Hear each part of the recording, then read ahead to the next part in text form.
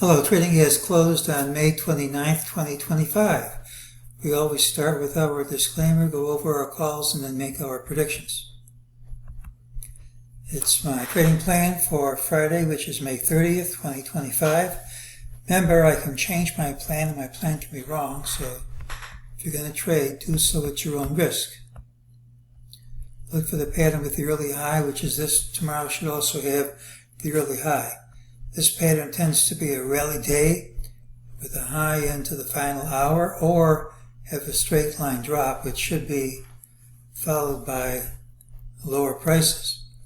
Well, this certainly isn't a rally day with a close in the final hour, now a high in the final hour. Now time doesn't run out until tomorrow's open, so if we gap and promptly take out this high, that's the normal bullish pattern. But if we don't, it should lead to lower prices. Now you could argue this is the straight line drop. If that's what it is, and I think it probably is, this decline should not be over. We should drop some more. So in either case, bulls need to overtake this high, or we should trade lower. It really isn't a good pattern when you trade way up high in futures, hit a new high, and then can't manage a close over any of these highs. If that's maintained at the open, it's a rejection of the break to a new high. But again, time doesn't run out until the open. This is just a reminder of what we said. We had that huge move in the after hours. I didn't have any plan to play it. I had to see how the opening played out. And what happened in the opening was the whole thing got rejected. We went from about almost 100 handles higher down into the red. And this recovery from that doesn't inspire any confidence yet. Again, time hasn't run out, but bulls have a lot to prove if this wasn't a reversal. During the day, MEJT said this drop was not for keeps. The prices would retrace, and they already have. Then they came back down, so we have a reversal from resistance. We're still in the ambit of the DeMark combo sell signal. Nothing says you can't go over the high of bar 13, but so far we haven't gone over the high, haven't gone over the close. This is still an active pattern, and even if it doesn't lead to a collapse, even if it just leads to a consolidation, it's going to be hard to go too much further in the immediate future unless the whole pattern fails, and it sure doesn't look like it's failing yet.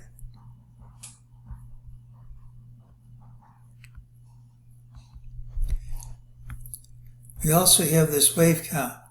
We're hoping this is the right count, and if it is the right count, even though you could have a C wave which goes over the high of the B, would make a lot clearer picture to me if this held. So if that's going to hold, we think this is a candidate for a high, you have to be able to find some way to count these waves. We counted this as A of box C, you have to find a way to count what's going up from here. Let's do it. We've shown the count for any number of times. It's now possible to count this as A and B. We can then have an ABC, good fibs, gray A and gray C are equal. That's what you want if the ABC is over. If you look inside wave gray C, you have an ABC. C is half A. You look inside B, this ABC works out. Everything works out perfectly. All these fibs work. Now, just because the fibs work, that doesn't make it the right count. We've had some other count in the past where everything was pretty and it just kept going up. I mean, that's the way life goes sometimes. But not only do we have a rejection of the overnight highs,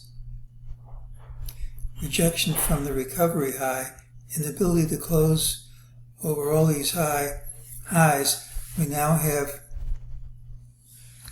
a great wave count, which makes the drop credible.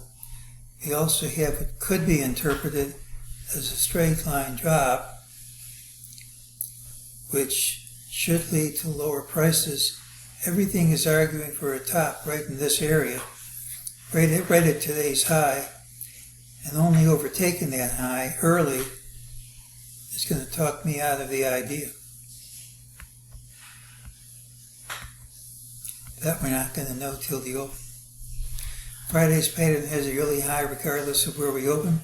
Thursday's pattern didn't feature a close near the high, but may have featured a straight line drop. I don't think this is a clear straight line drop, even though that's what I'm calling it.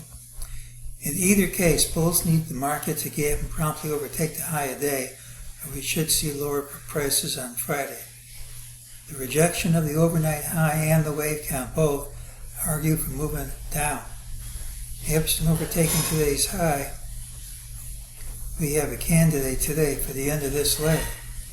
And if it is the end of the leg, you'll recall that boxed wave C, if it's equal to A, is going to be about 56.58. So we're going to have a stop probably significantly over this recent high, which isn't too far away, but a target way down here. That's a good risk-reward ratio. Doesn't make the call right, but it sure gives you a good stop if I'm wrong and a good profit if I'm right. We'll know a lot more at the open if I'm right, even though it's the pattern with the early high. I would like to see us drop right from the open, even though it's not absolutely required. So it's the pattern with the early high. Bears have a great chance to bring it home. All they have to do is start down. Hasn't happened yet, but if it does, I believe it. And that's today's call.